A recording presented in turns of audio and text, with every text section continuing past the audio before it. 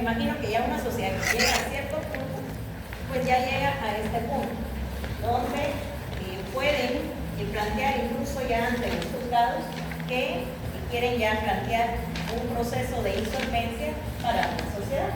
Ese es el punto que nosotros vamos a estar trabajando. Tenemos que en este caso pues va a cerrar las operaciones. Así que no es porque lo quiera hacer, sino porque ya no le da el presupuesto. Entonces, cuando hacemos un proceso de cierre, vamos a trabajar estas cuatro cédulas. Tenemos la cédula de garantías y obligaciones, el estado de liquidación, estado de déficit de liquidación y el estado de pago a los acreedores. Y vamos a estar trabajando cada una de esas secciones, pero cambiando la forma en que hemos estado trabajando la parte del activo. Ahí ya no lo vamos a ver como activo corriente y no corriente.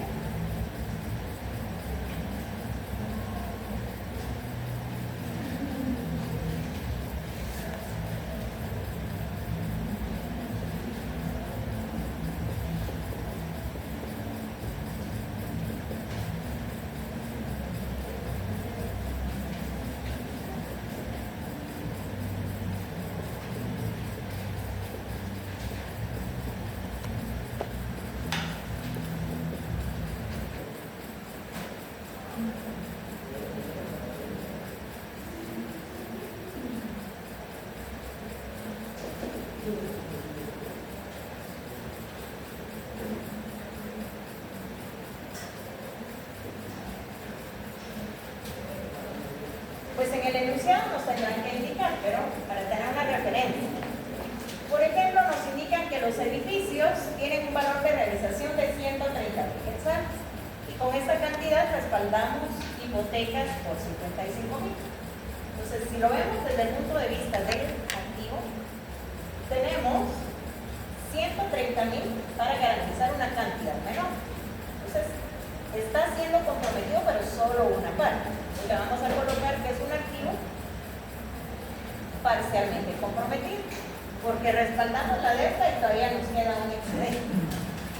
Desde el punto de vista del pasivo, si lo vemos ahora, tenemos 55.000 que están siendo respaldados con una cantidad mayor. Entonces ahí vamos a tener que es un pasivo que está garantizado en su totalidad. Ahora nos vamos con la cuenta de mercaderías y proveedores. 68.000 quetzales están respaldando una deuda mayor. Entonces, ¿será que nos va a sobrar algo para hacerle frente a una deuda? Nos falta. Entonces, es un activo totalmente comprometido. Y si lo vemos ahora desde el punto de vista de la deuda, tenemos 70.000 quetzales que están siendo garantizados por una cantidad menor. No es mucha la diferencia, diríamos, pero no cubre la deuda en su totalidad. Por lo tanto, va a ser un pasivo garantizado de forma parcial. Entonces, eso es lo que vamos a estar desarrollando en cada uno de los puntos de la información que nos den. Entonces, vamos a estar comparando y ya con base a esta información, pues vamos a ver si lo vamos a colocar en la cédula de garantías y obligaciones, que es lo primero que trabajamos. Vemos qué cuentas se van a ir al activo totalmente comprometido, cuáles se van a ir al parcialmente comprometido y lo mismo del lado del pasivo. Esta información se va a ir a la cédula de garantías y obligaciones. La siguiente que vamos a trabajar es la hoja del estado de liquidación. Ahí sí ya vamos a estar detallando que tenemos activo totalmente, parcialmente comprometido y libre o no comprometido. Ahí todas aquellas cuentas de activo que no nos indiquen que están respaldando algún pasivo, se van a ir a esta sección. De ahí nos vamos a la parte del pasivo. Ya esa parte la vamos a trabajar y para el siguiente miércoles les voy a estar pidiendo que traigan una hoja, ahí sí, una hoja de cuadernillo de 4 columnas, para que ya trabajemos esta información. En el pasivo empezamos no con lo totalmente garantizado, sino con una parte que le llamamos preferente. Este pasivo preferente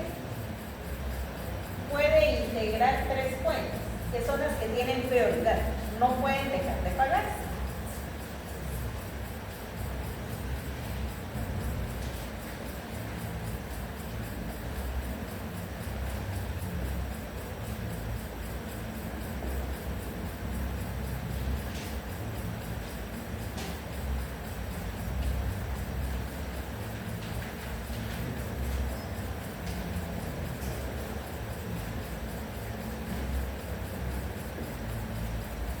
En ese pasivo preferente, las cuentas que vamos a tener son los impuestos, sueldos y gastos de liquidación.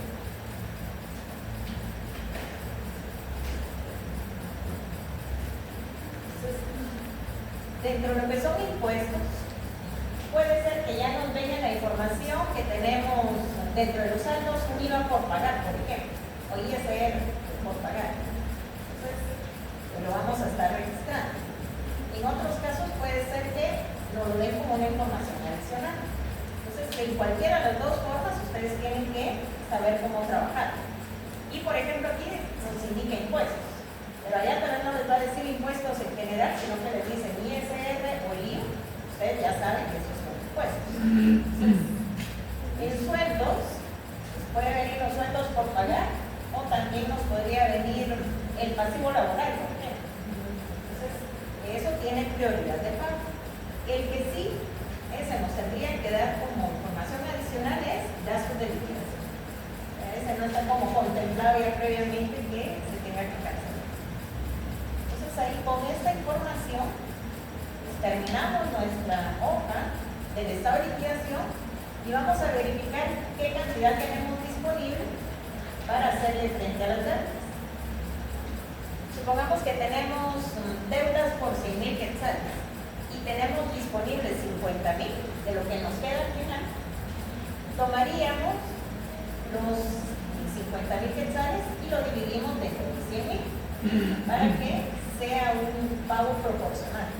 No es de que el que esté aquí a primera hora le pagamos y el que venga de último, no, sino que de quienes no tienen garantía les vamos a estar considerando el pago proporcional. Entonces, en ese caso, por ejemplo, serían 50 centavos por cada quetzal de deuda. Y con la información de la hoja del estado de liquidación, que es lo más extenso, pues ya nos vamos a desarrollar la cédula del estado de pago a los acreedores y el estado de deuda de liquidación. Entonces, considero que no es difícil, pero sí es laborioso. Si el anterior lo considero laborioso, este probablemente va a ser un poquito más. Entonces, ¿cómo vamos a estarlo trabajando? Incluso aquí, pues, ustedes ya vieron la información que se les compartió, ya tienen el ejercicio resuelto, el primero. Entonces, ahí tenemos la teoría, ya después tenemos el ejercicio de la quiebra anunciada. Aunque lo tienen aquí, lo vamos a estar desarrollando el día miércoles. El lunes tienen ustedes examen. Entonces el día miércoles lo vamos a empezar a trabajar. No, el lunes no porque tienen examen de matemáticas y se lleva las 2 horas. ¿Cuándo tenemos administración? El jueves. Entonces, ¿qué tal está su examen de administración? Es extenso. Pero sí, es que esto también es extenso, hablando de bueno, vamos a ver ahí cómo dosificamos para que sí avancemos, pero darles ahí un espacio ahí también para que estén despejados para el día jueves, para su examen. El miércoles presencial. El miércoles es presencial. Bueno, entonces, aquí por ejemplo ya tienen ustedes la información del ejercicio, entonces lo vamos a estar comentando para trabajar la cédula de garantías y obligaciones y considero que por lo menos el activo el próximo miércoles. Así ya ustedes ya llevan una idea, porque ahorita tenemos las cantidades, pero puede ser que ustedes digan, bueno, ¿y esto de dónde está saliendo? Sí,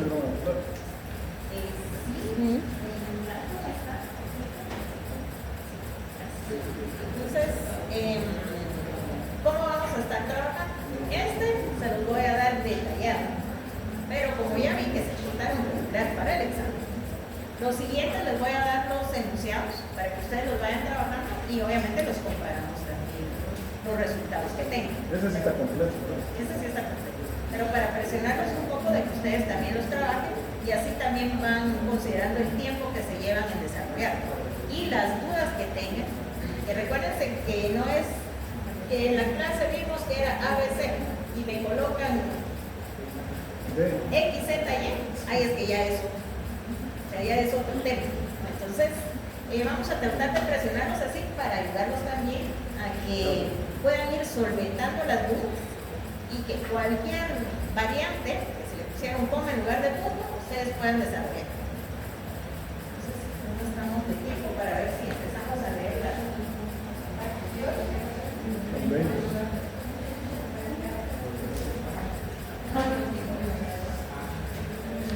no sé si nos da tiempo de leerlo. Entonces, jóvenes, ahí me van a ayudar ustedes con la lectura.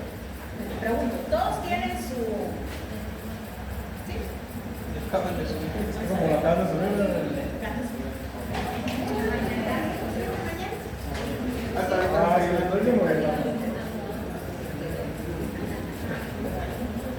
¿Qué vamos a ahí se lo hacer? veo.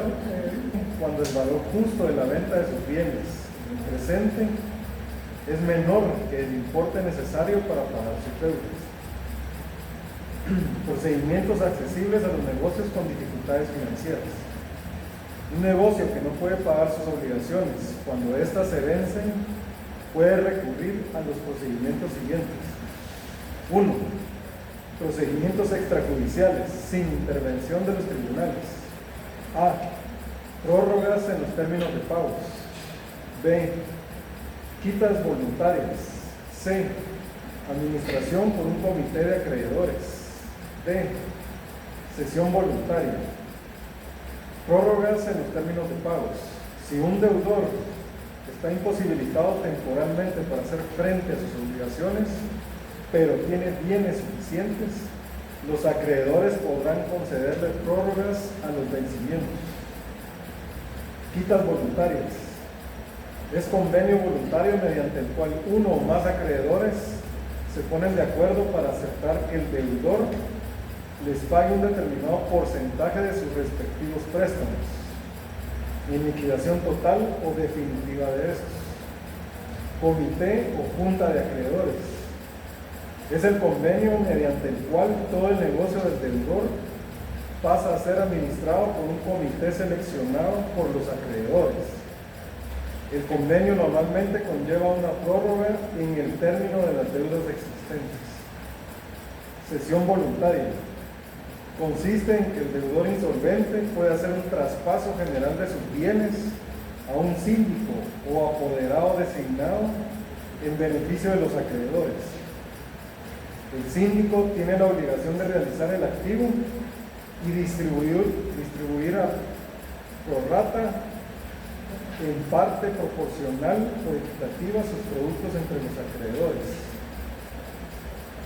2. Procedimientos judiciales.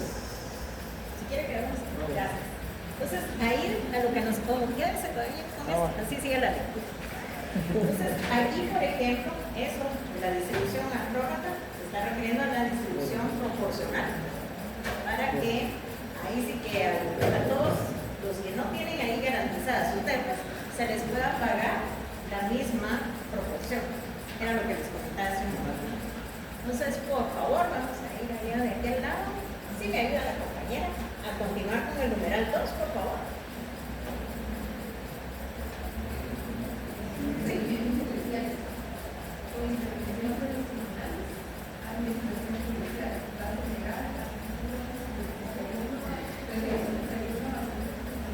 ¿A qué nos estamos refiriendo?